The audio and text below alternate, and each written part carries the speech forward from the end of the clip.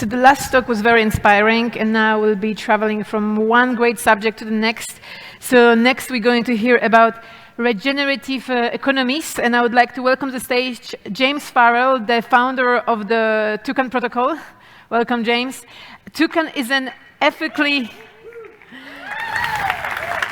Hi. I'm going to say a few words about your project. It is an ethically driven project, and you'll be talking about bringing carbon markets to the DeFi marketplace and empowering both individuals and businesses to contribute towards a cleaner planet. Is that correct? That's it, exactly. Fantastic. Okay, everyone, enjoy and good luck. Indeed. Thank you, Anya. Hello, everybody. Yes, I'm James Farrel. I am a CTO and co-founder of Toucan Protocol, where we're bridging the gap between carbon markets and Web3. So today we're going to talk about regenerative economies.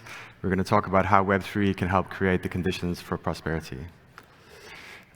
As a part of this, we're going to discuss refi, regenerative economics, what are the properties of regenerative economies, and then we're going to take a look through the lens of carbon markets, which is a regenerative economy that we've been building at Toucan Protocol over the last 10 months. We're going to talk about the lessons we've learned and the insights we've gained, and especially focus on how Web3 has unlocked latent innovation and why we believe it's going to unlock even more, because we feel the lack. This is a photo I took from my taxi on the way here this morning. So first of all, what is refi? Refi is a financial system that regenerates the planet and society rather than only extracting value from it. So in more traditional financial systems, we see that any value that's captured is often either exiting the system or compoundingly used to create exponential growth. And in the case of refi systems, part of the value is then redirected back into the economy or into the system itself, and also partly into society or into our environment itself. So our traditional systems, we have financial systems which sit on top of economies, on top of society, and on top of the environment. And what we really want to do is transition to a place where the financial system itself is in service of the economy, in service of society, and in service of the environment. So we're talking about moving from an extractive way of being, going beyond neutral, and going even further to a place of regeneration. So what are regenerative economies? These are economies that have embedded regenerative elements within them, such that the more active they are, the more regeneration actually takes place. We want to replace zero-sum games between profit and planet and enable them to exist side by side. So an example of this is at Toucan Protocol, we have various places where we collect fees, and up to 75% of these fees go towards buying carbon offsets and offsetting, essentially. So in theory, the more activity that takes place, the more carbon is sucked out of the air. So what are the characteristics of a regenerative economy? They're long-term sustainable. They support long-term health and society as a whole. They're healthily interconnected. We're seeing economic, financial health as inseparable as with human beings, society, and environmental health. They respect diversity.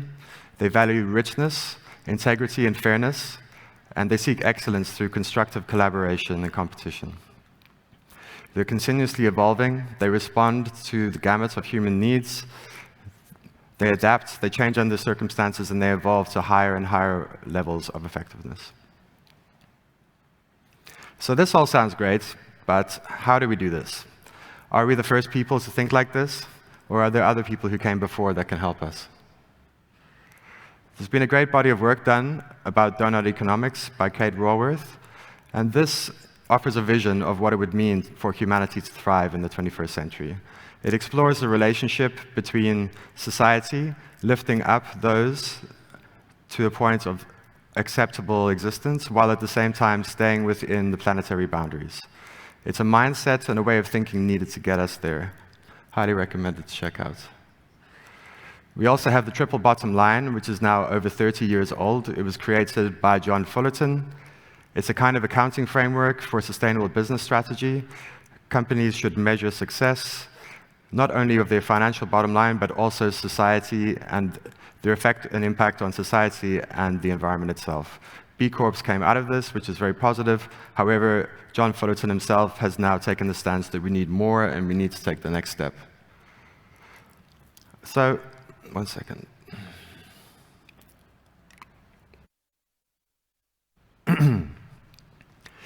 So John Fullerton is a very busy guy. He's very smart, obviously, and he's done some work on what he calls regenerative capitalism.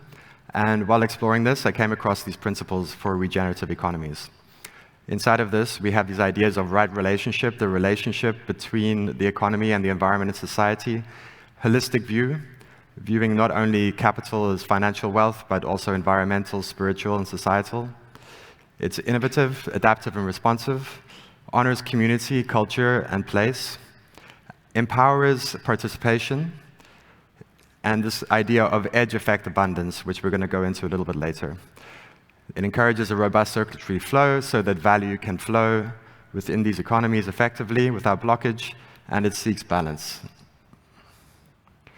So where are we today? We have three main ways of financing. We have for-profit companies, which is what we know most of. Then we have non-profits on the other side, so thinking about philanthropy and such things. And then we have a kind of mix in between the two of those, more like mission-driven organizations. So one way I'm looking at this now is through the market-based way, as we have a Toucan. How can we use markets in refi to create impact, to generate positive, measurable social and environmental impact? So let's talk about the voluntary carbon market. This is a market-based approach that started up in the 1990s. There are assets that are created called carbon credits that are essentially, they're created through a process of asserting that carbon has either been taken out of the air or there's been an avoidance of carbon put into the air. It allows carbon emitters to offset their emissions by purchasing these carbon credits. And it's a growing market. It's growing very quickly right now. So the process is quite long and convoluted. It takes many years to create these assets, 3 years and beyond. You can think planting trees, people going there, hugging trees, and then doing mathematical equations to assert that something has happened, and then verifying and validating that and giving it a stamp of approval, creating these assets called carbon credits, which are measured in tons. So carbon markets are growing very quickly. In 2021, the volume was around $1 billion, and that's expected to grow 100x by 2030. And yeah, there's a target price for carbon of $147 by 2030 in order to actually meet the goals that are needed for us to survive. So the voluntary carbon market is very far from perfect. It's opaque. Deals happen OTC, behind the counter, and there's a massive information asymmetry. No one knows what price anybody paid for any of these assets, and this leads to market failures. The market is incredibly inefficient, and a lot of the value is then therefore captured through commerce in the middle, through buying and selling of these assets. There's no price discovery, which makes it difficult for projects to estimate the cost or the value that they're going to produce when creating these credits, which makes it more difficult for them to get finance. There's massive barriers to entry. It's very centralized, and it's not really able to scale effectively. So our journey through Web3 briefly has been, in the last 10 months, we created a bridge that allowed these assets to come on chain. In the first 6 months, we bridged something like 4% of the entire voluntary carbon market. This is something like over 25 million tons of carbon, and we got the attention of the carbon world. So for us, it's been a hell of a journey, and we're very grateful, but we're only getting started here.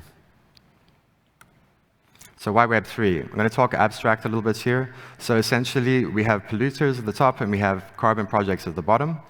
Polluters are paying money down to the carbon projects to create impact, which is going back up to the polluters.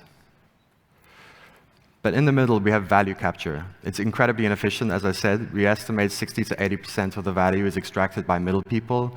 You can think retailers, you can think traders, brokers.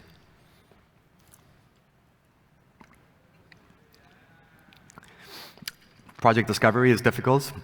for polluters who want to pay, and verification of impact is very difficult and inefficient for carbon projects themselves. And these are all things that can be improved with Web3. And Web3 is enabling access to markets. So before, if you wanted to access the market, you needed to be a cool person. You needed to have thousands of dollars. And when I say a cool person, I mean that the standard registries, who are the gatekeepers to this market, needed to approve of you, KYC you, and then you need to pay these thousands of dollars to get access. This is no longer the case. Anybody can buy and hold these assets on-chain now. We have price discovery for the first time inside of AMMs, and financing itself is way more efficient and easy to come by.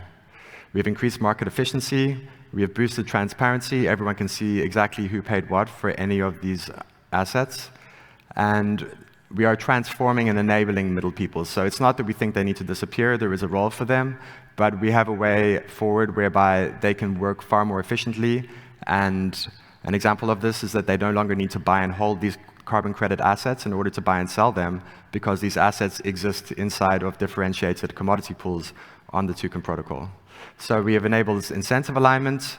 There's a lot more coming with this. We all know about that. Tokenomics enables us superpowers like that. We're going to be looking into the future more at how decentralized governance will take place. And there's been massive innovation as a result of these assets coming on-chain. So back to the principles we mentioned earlier, this energy effect abundance is an idea that came from John Fullerton, and it's an observation. If you think in the case of salt marshes where rivers reach the sea, where these systems overlap at the edges, this is where incredible diversity and exciting things can happen. Think of cities like London and New York, where you have all different types of people and different types of cultures, and the kinds of ideas and innovations that occur there. So yeah, I'm going to read this because I love it. Creativity and abundance flourish synergistically at the edges of systems where the bonds holding the dominant pattern are at their weakest. It's at these edges that the opportunities for innovation and cross-fertilization are the greatest. So from these principles, we also have the other principle that we highlighted there is empowered participation. I spoke about that earlier. We not only have empowered participation for projects who can now sell directly to end customers, and we also have end customers who can now connect directly to projects. And this overlapping edge, or the collapsing of all the other overlapping edges of all of the middle people also, is really enabling innovation. It's enabling builders and innovators to build on top of these markets. Okay, I think I double-clicked there. Did I?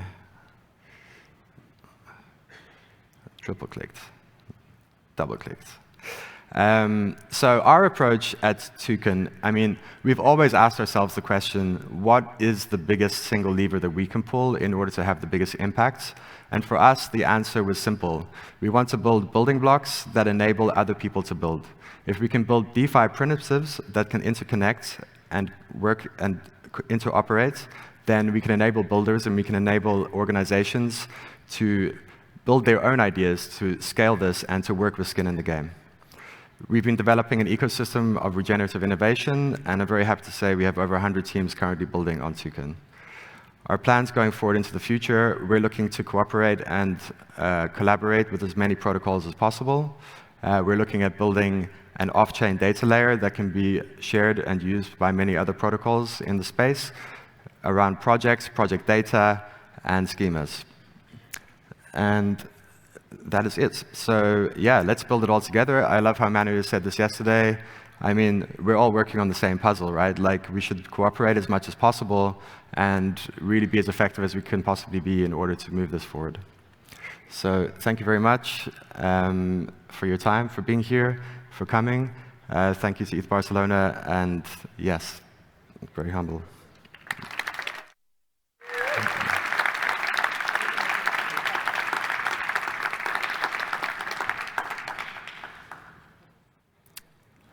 I believe we have about 3 minutes for questions.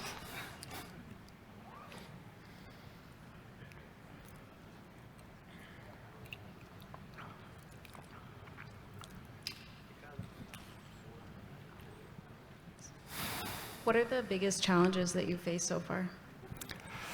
I would say our biggest challenge is the fact that we sit, because we bridge these two worlds between Web3 and off-chain world, a lot of things are a lot simpler on-chain, and when you do this crossover, you begin to get a lot of complication. We find ourselves facing, a whole system of incumbents that's been around for decades, many of whom have been working extremely hard and are extremely knowledgeable and know what they're doing. However, market acceptance is something we're working on all the time, and this is very complicated because the voluntary carbon market has two main standards, the Vera standard and the gold standard. Vera is around 75% of the market, and that's where we focus first. And in order to really move this forward, we need full integration and agreement with them in order to do so. We have a permissionless bridge that allowed us to bootstrap this so that anybody could go out and buy these carbon credits and bring them across the bridge on-chain. However, in order to take the next steps, we really need to cooperate with them. So we've been working very openly with them. We're making progress on that, but the cycle time that it takes in order to complete that loop with organizations like that is very big. And I would say another issue that we face is around regulation and just compliance, really. So the typical stuff. I'm curious, have you thought about making these carbon credits non-transferable so as to not create a secondary market or arbitrage opportunity for these people who are buying carbon credits? We've definitely thought about it, for sure. Yeah, I mean, there's a lot to be said for that, right? At the end of the day, if people are trading and making profit between these carbon credit assets, then it's not really effectively achieving the goal, right? And I mean, the idea of using a market is to find like the most efficient way of getting there, and clearly it's failed to do so, right? I mean, if we're on-chain, then it's going to be a lot better at that, for sure. Ultimately, we just want direct connection between the demand and supply side like this, right? However, we do see exciting possibilities, as is done by Manu and the team at Doing Good, whereby we have royalties and things like this, so the trading in and of itself can have benefits sent directly to the projects. So we're looking at that. We're looking at a lot of options. I mean, for us, we're mostly building infrastructure, and we're enabling other people to think about these things also. James, that's really amazing.